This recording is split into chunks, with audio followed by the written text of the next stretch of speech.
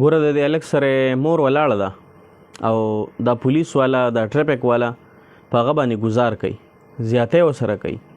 ګوره که د سره کاغذ هم نه وي که بل څه هم نه وي خو بویې زه تاڼې ته د مور د مخې ته په هغې باندې څنګه ګزارونه کې، د مور د مخې ته هغې څنګه بېزتي کې.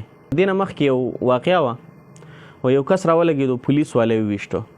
څه وجې نه یې وویشتو؟ د دې د وجې نه چې هغه هلک ولاړو او د هغه هلک د پلار بېزتي کېده، د هغه هلک په پلار یې غوږونه نیوه. نو زه تاسو نه یو تپوس کومه چې دا د چا غیرت برداشت کوي چې ته د هغه د مخې د هغه د پلار بېزتي کوه؟ دا د چا غیرت برداشت کوي؟ نو لحاظه چې چاته عهده میلاو شي، ګوره دا پولیس فوج دا چې کوم دغه دي دا زمونږ محافظین دي، دا زمونږ حفاظت کوي، دا زمونږ د پاکستان ټیکس خوري، زمونږ یې نیسکي، دا زمونږ محافظین دي، دا به زمونږ حفاظت کوي، دا به زمونږ بېزتي نه کوي چې د مور د مخې به زمونږ بېزتي کوي، د بچي د مخې به زمونږ بېزتي کوي. دا زمونږ حفاظت دپاره ولاړ دي.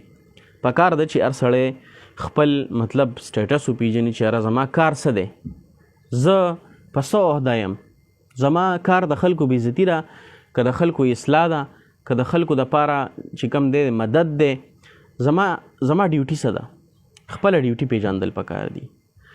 نو که یو سړی په لوی نه لوی عهده پایز دی که نه، نو پکار ده چې دی اسمان ته نه خیږي، دی د اسمان سره خپې نه وی، د خپل حد کې اوسیږي، خپل حد کې اوسیږي. نو هغه ورځې ووې چې یاره پولیس یې وویشتو، نو مونږ هم بیا ما تحقیق کوم چې وکاته نو هغه یو کس دی او هغه باندې سیټ سټینډ کوي او هغه بچی ولاړ دی او کله پې غوږونه نیسي. نو د هغه نتیجه دا وه چې لکه زما په پلار سړی غوږونه نیسي زما د مخې، قسم په خدای چې په سر کې ښکري زه ترې ډز شوته ومه، چې په سر کې ښکري که نه هم ترې زه ډز شوته ومه. څنګه زما د پلار بېزتي کې زما د مخې، نه تور ګناه نه سپین ګناه، او ته چې کوم دی زما پلار بېزتي کې. نو ګوره دا د انسان ضمیر نه مني. ګوره د سزا چې کوم دی خپل یو ځای، اوس تاڼې ته یې بوځه هلته سزا ورکړه، جدا خبره ده. رپورټ پې وکړه، تاڼې ته یې دنده که، حوالت ته یې دنده که، سزا ورکړه، جدا خبره ده.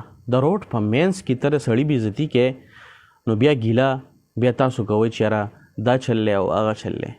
نو زه دا وایم چې چاله هم الله رب العالمین عهده ورکړي که نه، نو داسې نه ده چې دسه چاړه ده او سړی پې حلالوي، سړی پې ما حلالوه. الله خدمت مقدر کړې ده. ګوره پر تاڼو یې لیکلي که نه، خدمت خلق عین عبادت ہے، تاسو به لیدلي خدمت خلق عین عبادت ہے. نو تاسو چې کوم دی خدمت خلق یې، تاسو په داسې طریقې سره ګوره مطلب کار کوئ چې لیګل طریقې. اوس د روډ په غاړه ته څنګه سړی وی، د روډ په غاړه ته څنګه په سړي غوږونه نیسي. نو په خپله عهده قایم اوسئ، خو د خلکو خدمت وکئ، د خلکو بېزتیانې مه کوئ، خلکو خدمت وکئ.